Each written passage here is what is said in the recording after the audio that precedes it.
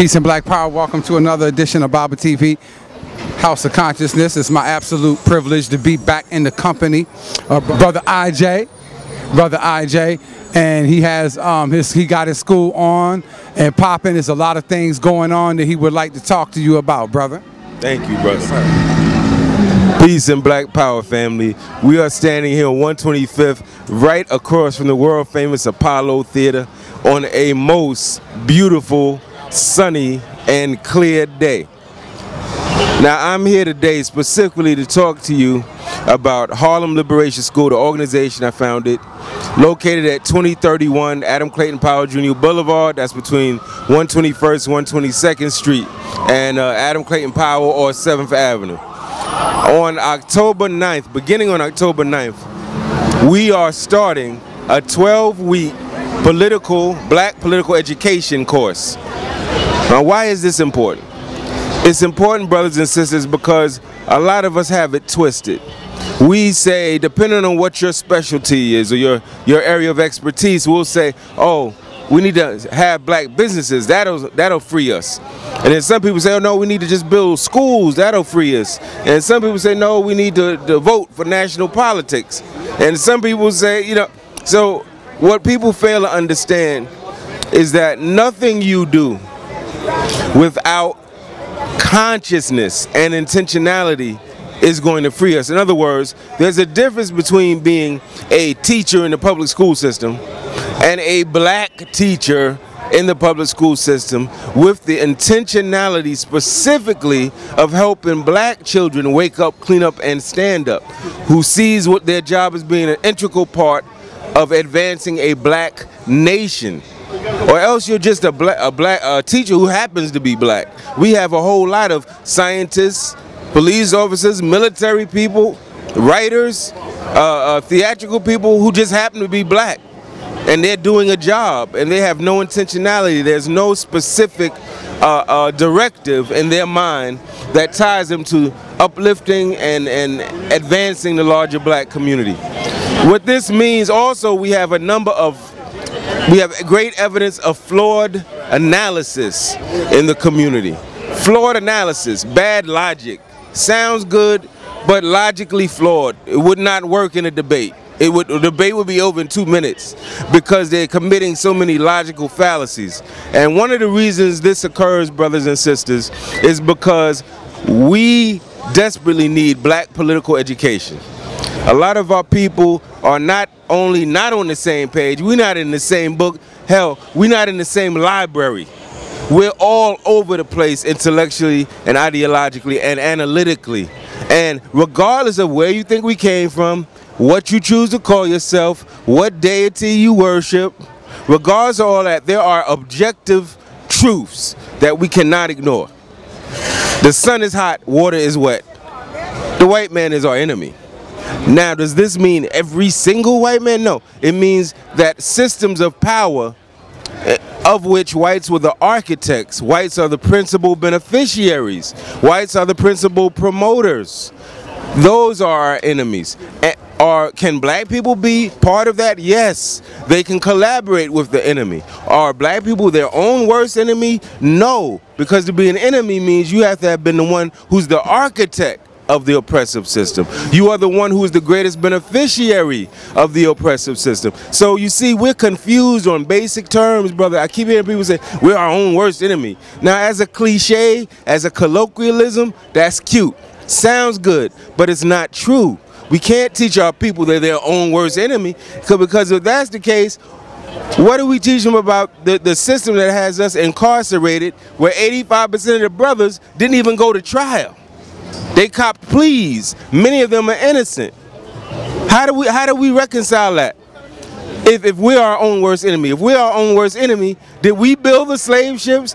Did we drag us over here? Did we have these sugar and cotton and tobacco and rice and indigo plantations exploiting our own labor? Did we build the prisons, the penitentiaries? Did we create the miseducating curriculums of these schools? No. So let's teach people the truth. Teach them the truth. And one thing we have to be able to understand, brothers and sisters, is that we need political education that cuts through all the bullshit, that omits all the lies, all the dogma, all the ideological rhetoric, and teaches people the things they must know so that they can see the world accurately, not as they want it to be, but as it is, and then they can be empowered to change that world in their own image and interest. Otherwise, we're going from being duped by the white man to being duped by our own brothers and sisters that are charlatans and that are hoodwinking the people. One thing we could do is when we hear people speaking on these channels, on traditional corporate-owned channels, we should research their background. What organization were they in? What have they done? What initiative were they part of that produced positive outcome for our people? Who were their teachers? Where did they learn? Who funds them? Who do they work for? Who do they answer to? Because you shouldn't be following anybody who has not produced anything for black people. You would not be laying on a surgeon's table getting a heart surgery only to find out the person that's doing the surgery is really a corporate lawyer and never went to medical school. You would never allow that to happen, right? But yet somehow when it comes to issues of leadership and education, our community takes this laissez-faire, anybody can contribute and everyone's opinion has equal weight, and that is not true. Because if you're trying to build a bridge, you're not going to talk to people who just think the bridge is nice. You're going to find out. You're going to go to mechanical engineers. You're going to go to construction people. You're going to go and find out the specifics. This is true with engineering. It's true with law. It's true of science. It's true of law enforcement, military. Somehow when we get to the question of educating our people and leadership, we feel any old person can step up, say anything, and what they say has equal weight with people who have been doing it for 20, 30 years and have studied under greats and have built independent institutions. And I say emphatically no. Emphatically no. We have to treat education and leadership with the same respect we give all these other fields, where you wouldn't even be listening to somebody talking about law who didn't go to law school or hasn't studied law books or hasn't worked in the legal field. You wouldn't even listen to them. But yet we allow this when it comes to our leadership and our education.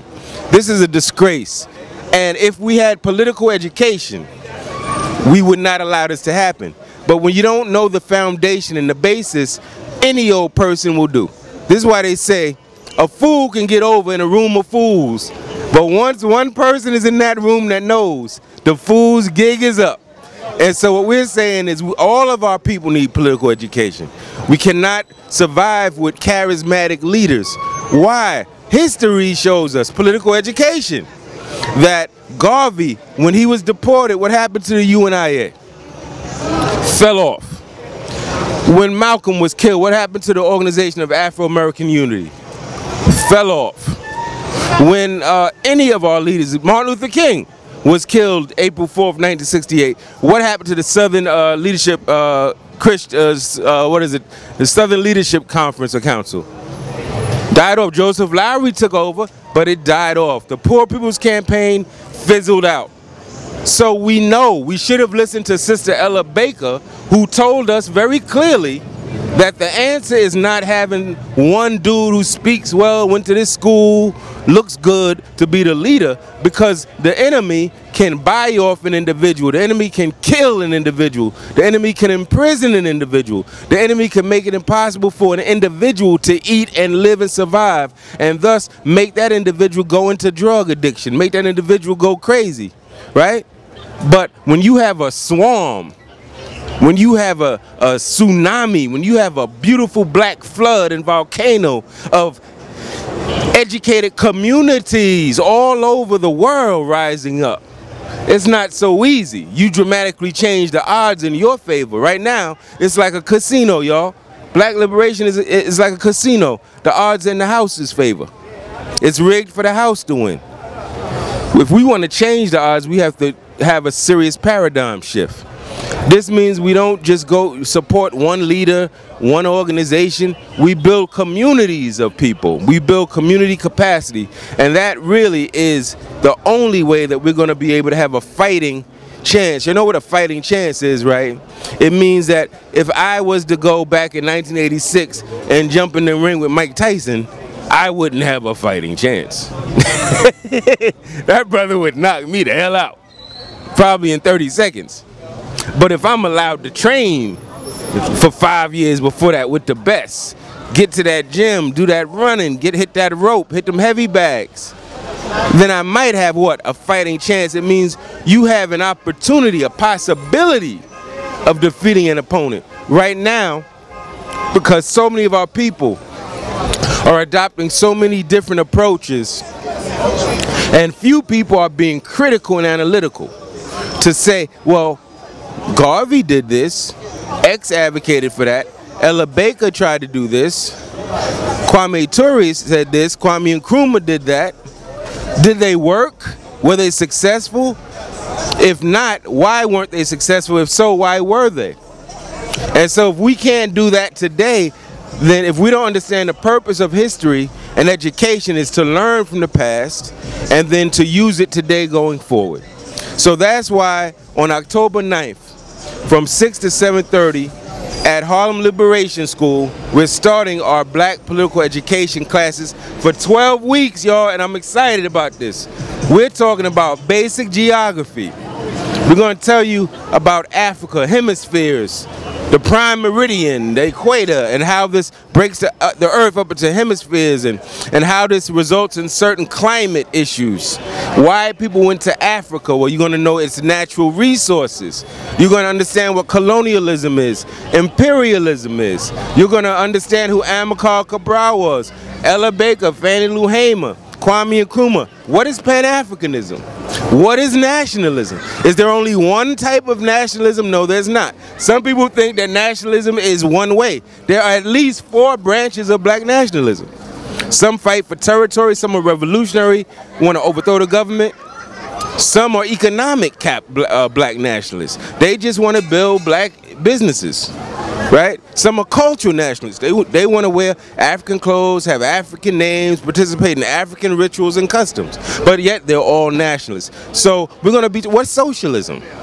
What's its main, what's the main planks of its ideology? This is what we're going to be talking about.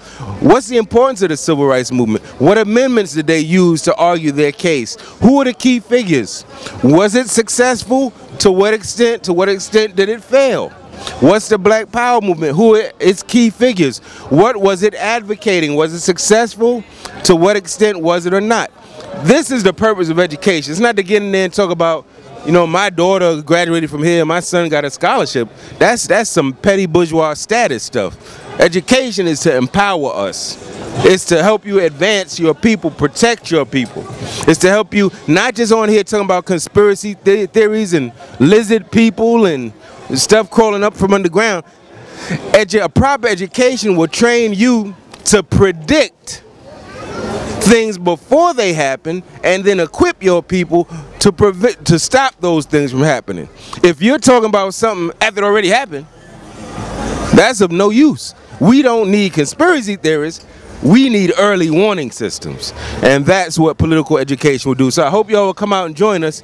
You can check us out. Type Harlem Liberation School. You'll come to the website. Black Political Education courses, 12 weeks, starting October 9th from 6 to 7:30. Peace. Thank you, Brother Baba.